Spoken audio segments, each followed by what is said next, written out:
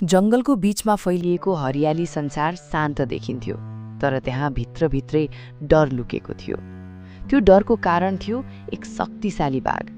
उसले आफूलाई जंगलको राजा घोषणा गरेको थियो र सबै जनावरहरू उसबाट डराएर बसिरहेका थिए। कोही खुलेर बोल्न सक्दैनथे, कोही विरोध गर्न सक्दैनथे। एक दिन एउटा चालाक स्यालले यो सबै देखेर सोच्यो, डराएर बस्नुले कहिल्यै समाधान आउँदैन। ऊ बिस्तारै अन्य जनावरहरूलाई घेट्न थाल्यो। उसले भालु र हात्तीलाई पनि आफ्नो विचार सुनायो। भालु बलियो थियो, तर ऊ एक्लै केही गर्न सक्दैनथ्यो। हात्ती बुद्धिमान र धैर्यवान थियो।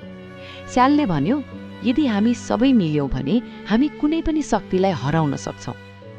पहिला त सबै डराए, किनकि बाघसँग सामना गर्नु सजिलो थिएन। तर स्यालको कुरा सुनेपछि उनीहरूको मनमा साहस पलाउन थाल्यो। बिस्तारै जंगलका धेरै जनावरहरू एकजुट भए। उनीहरूले एउटा योजना बनाए, पहिले आफ्नो डर हटाउने अनि बाघसँग सामना गर्ने।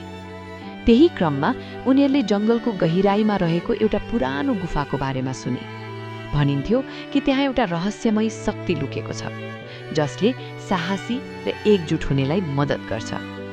स्यालले प्रस्ताव राख्यो, हामी त्यहाँ जाउँ। भालु, हात्ती र स्याल गुफातर्फ लागे। बाटो सजिलो थिएन। अँध्यारो, काँडा, अनौठा आवाज सबैले उनीहरूलाई डराउन खोजिरहेका थिए, तर उनीहरू फर्केनन्। एक अर्कालाई हौसला दिँदै उनीहरू अगाडि बढ्दै गए। अन्ततः गुफाको अन्त्यमा उनीहरूले एउटा चम्किलो पत्थर भेटाए। त्यो कुनै जादुई वस्तु जस्तो देखिन्थ्यो। जब उनीहरूले त्यसलाई छोए, उनीहरूलाई एउटा अनुभूति भयो। शक्ति बाहिर होइन, उनीहरूको एकतामा नै रहेको रहेछ। यो कुरा बुझेर उनीहरू फर्केर सबै जनावरहरूलाई एकजुट गरे। अब उनीहरू बाघसँग डराउँदैनथे।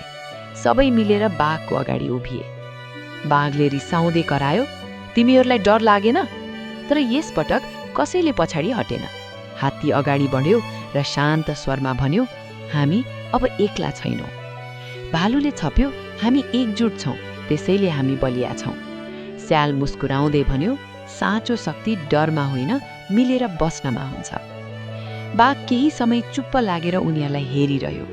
उसले पहिलो पटक बुझ्यो, डरले होइन, सम्मानले मात्र साँचो राज गर्न सकिन्छ। बिस्तारै उसको स्वर नरम भयो। सायद म गलत थिएँ, उसले भन्यो। म पनि तिमीहरूसँग मिलेर बस्न चाहन्छु। त्यस दिनपछि जंगलमा परिवर्तन आयो।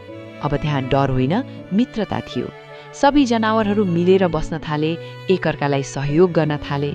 जंगल फेरि शान्त भयो, तर यसपटक त्यो शान्ति डरको होइन, एकताको थियो।